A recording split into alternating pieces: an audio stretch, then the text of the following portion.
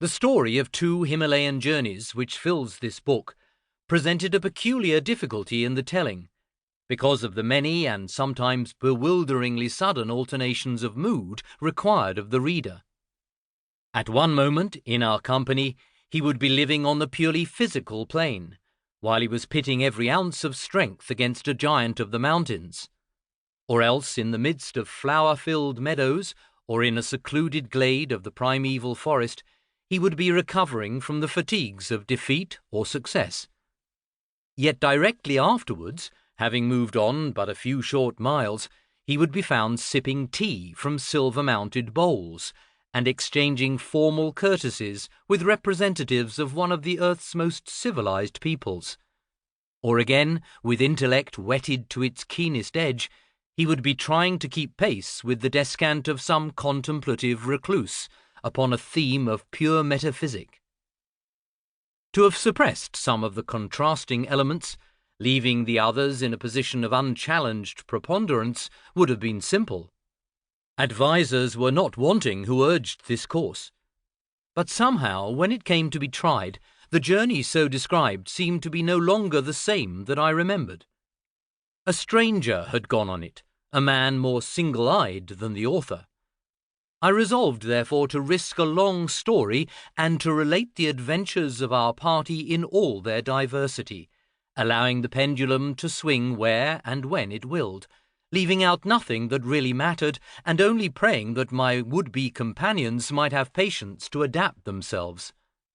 Whoever is willing to bear with these apparent caprices will find, I hope, as I have done, that the bodily exertion of climbing, by forcing the mind to lie fallow for a time and concentrate on purely animal needs, will have prepared it in just the right way for subsequent excursions into more abstract realms. There is some advantage in first reducing mental no less than physical weight, before calling on the spirit, thus lightened of its ballast, to take flight towards the stars. Indeed, there is everything to be said for letting unaccustomed impressions soak in slowly, without system, to find their own level in their own time. A vague idea, born of some chance event, presently ripens into sharper definition as fresh incidents bearing on it occur at intervals and are pieced together with other impressions already garnered in the consciousness. The first illusion may have been superficial and soon forgotten, while we turned from the path to attempt some peak which caught our passing fancy. Later the same question comes up again. Possibly our increasing fluency in the language, fruit of daily practice, has enabled us to debate it seriously with someone qualified to throw light on it. So we are led on by small, discontinuous steps, till at length we are swept into very deep waters.